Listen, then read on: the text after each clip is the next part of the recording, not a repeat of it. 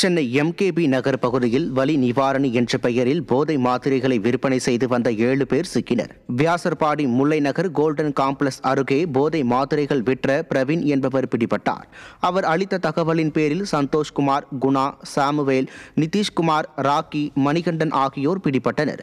ஸ்டாலின் ஆட்சியில் இளைஞர்கள் வாழ்வை சீரழிக்கும் போதை வஸ்துக்கள் சகஜமாக கிடைப்பதால் சட்டம் ஒழுங்கு சந்தி சிரிப்பதாக பொதுமக்கள் விமர்சிக்கின்றனர். கடலூர் மாவட்டம் பன்ருட்டி அருகே சுடுகாட்டில் கஞ்சாவை பதுக்கி வைத்து விற்பனை செய்த 2 பிடிபட்டனர்.